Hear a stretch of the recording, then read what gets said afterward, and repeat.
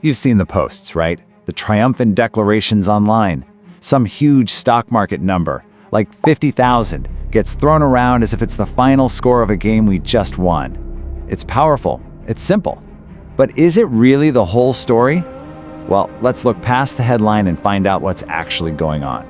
I mean, look at this. This is a real comment someone posted. You can just feel the confidence, can't you? It's the ultimate mic drop, using a massive number like 50,000 to just declare total victory.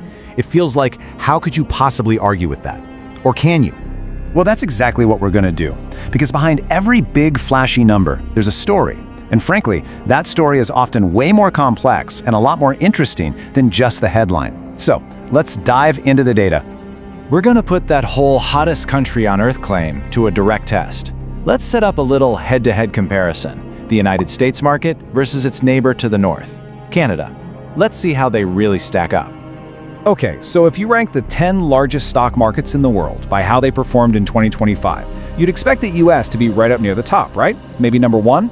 Well, turns out it actually lands all the way down here in 8th place. 8th! So that immediately begs the question, who was number 1? And here's the big reveal. The top performing major market? It was Canada, with a jaw-dropping 31.7% return. I mean, look at that. That's more than double the US return of 12.4%. Suddenly, that 50,000-point boast doesn't quite tell the whole story, does it? But wait, it gets even deeper. Because a stock market's return in its own local currency is just one piece of the puzzle. To really understand the true global picture, you have to look at how the currency itself, the money, is doing. So, let's break it down. Over the last year, the US market saw a solid gain of about 11%. That's the number that makes all the headlines. And yeah, on the surface, it looks pretty good. But here's the catch. Over that exact same period, the US dollar lost about 11% of its value when you compare it to a basket of other world currencies. You starting to see where this is headed? So here's the crucial point. That 11% gain in the stock market was almost perfectly canceled out by the 11% drop in the dollar's value. For an investor anywhere else in the world, the real gain was, well, basically nothing. Flat. Zero. Now, let's jump back to Canada's story. Their stock market?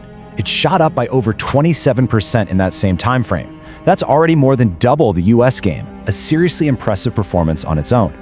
And here's the kicker. On top of that amazing market growth, the Canadian dollar actually got stronger.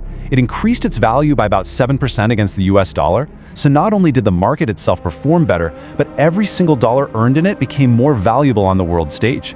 That is a double win. Okay, so we know what happened. The numbers are pretty clear. But now we get to the much more interesting question. Why did it happen? What were the economic engines under the hood that were driving these two very different results? Well, the difference is pretty fundamental. Canada's market growth was broad. It came from core, real-world sectors like finance, energy, and mining, the actual backbone of an economy. The US growth, on the other hand, was way more concentrated. It was almost all in high-tech, and especially driven by the hype around artificial intelligence, where company values are based more on future promises than current profits. And this brings us to a critical point. A stock market isn't a report card on how the economy is doing for everyday people right now. It's really a collection of bets on what investors think will happen in the future. It's all about that anticipated potential, not necessarily about widespread prosperity today. Because think about it. When a few giant tech and AI companies do incredibly well, it doesn't automatically mean that everyone benefits. That wealth often gets concentrated at the very top, with CEOs and major shareholders, while the average person might not feel any positive effect on their own finances at all. So you have this disconnect, right? A huge market number over here and the reality of everyday life over there. And this is where things get really interesting, because that big number becomes a tool. A simple, powerful talking point that can be used to shape how people see the world and even distract from other issues. So let's look at a real-world example of this exact tactic. The US Attorney General was asked a direct question by Congress about a really serious investigation, and this was the response. Instead of an answer, you got a complete pivot, right to the stock market.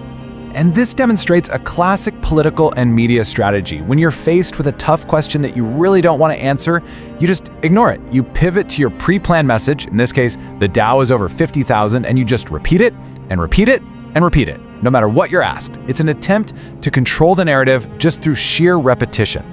So what's the big lesson here? How can you become a smarter consumer of economic news and not fall for the hype? It really just comes down to 3 simple steps. First, always question the headline. See that big, flashy number? Look beyond it. Second, try to understand the engine. Ask yourself, what's actually driving this growth? Is it a broad range of industries or just a few high flyers in one sector? And third, and this is maybe the most important, connect it to reality. Does this market boom actually translate into real, tangible benefits for the average person, or are the gains all going somewhere else? So the next time you see a headline celebrating a new market high, just remember this. Look a little deeper, because once you're armed with the right questions, you can see past the rhetoric and really understand what the numbers are telling us. So what story are you going to uncover?